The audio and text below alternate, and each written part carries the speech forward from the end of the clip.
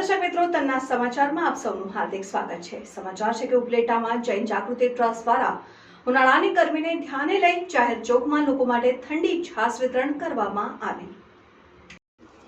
રાજકોટ જિલ્લાના ઉપલેટામાં વર્ષોથી સેવાકીય પ્રવૃત્તિઓ કરી રહેલ જૈન જાગૃતિ ટ્રસ્ટ દ્વારા દર વર્ષે ગરીબ અને મધ્યમ વર્ગના બાળકો માટે ખૂબ જ રાહત દરે ફૂલસ્કેપ ચોપડાનું વિતરણ કરવામાં આવતું હોય છે। આ સંસ્થાઓ દ્વારા 5 વર્ષથી ઉપલેટામાં પાણીના પરબ ઉનાળામાં દરેક ચોકમાં ઠંડી છાશ ચોપડા વિતરણ જેવી અલગ અલગ સેવાકીય પ્રવૃત્તિઓ કરી રહ્યા છે અને હજુ પણ ગરીબ લોકો અને બાળકો માટે વધુ સેવાકીય પ્રવૃત્તિઓ કરી બતાવવાની ઈચ્છા વ્યક્ત કરી રહ્યા છે।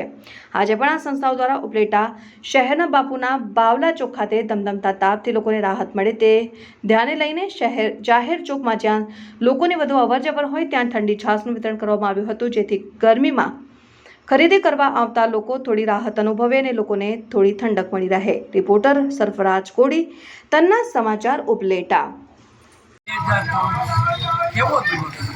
બહુ સરસ મજાનો જય જીનેન્દ્ર બધાન ઉનાળાના તાપની અંદરમાં જૈન જાગૃતિ સેન્ટર ઉપલેટા દ્વારા રાહદારીઓને છાશ વિતરણ કરવામાં આવે।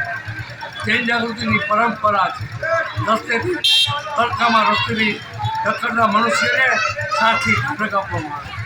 આપણા વડાપ્રધાને પણ કીધું છે છાશ એટલા માટે ઉત્તમમાં ઉત્તમ શરીરમાં પાણીની જે કમી છે એ છાશ દ્વારા પૂરી કરવામાં આવે। જૈન જાગૃતિ વર્ષોથી પરંપરાઓ વિચારધારાથી ભરેલી છે। અમારે તો સમાજની સેવા કરવાની છે।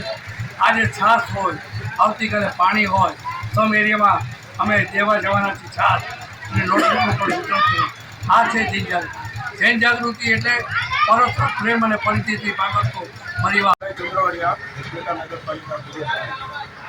આજ રોજ અમે બાપુના બાવલા ચોકમાં આવ્યા છીએ। ત્યાં જૈન જાગૃતિ ટ્રસ્ટ દ્વારા તારીખ 2ના રોજ 2/4ના રોજ પાણીનું ફરકનું ચાલુ કરાયું હતું। ત્યારબાદ આ 4/4/2024ના રોજ છાશનું વિતરણ ચાલુ કર્યું। ઉપલેટાની અંદર આજુબાજુના 52 ગામડાના લોકો આ ખરીદી માટે આવે છે। આ ઘઉં ધરતા તાપની અંદર જ્યારે પાણીની જરૂર હોય ત્યારે આજુબાજુ ભાભા મારતા છે ત્યારે જૈન જાગૃતિ દ્વારા દર વર્ષની જેમ આજે પણ બાપુના બાવલા ચોકની અંદર જે પાણીનું પરબ બંધાયું છે, આજ રોજ એમણે જે છાશનું વિતરણ કર્યું છે। લોકો હોશે છાશ પી રહ્યા છે। ખરેખર હું ધન્યવાદ આપું છું અશોકભાઈ અને એની ટીમને જૈન જાગૃતિ ટ્રસ્ટને, કારણ કે આવા જે પાણીના પરબ કરી ઉપલેટાનું ગૌરવ વધારે છે। અમારે હું તો એમ કહું છું કે આ અશોકભાઈની ટીમ દ્વારા બધાને પ્રેરણા લેવી જોઈએ છે। પ્રાર્થના કરી છે કે વધારે શક્તિ આપે અને આ સારું કાર્ય કરવાની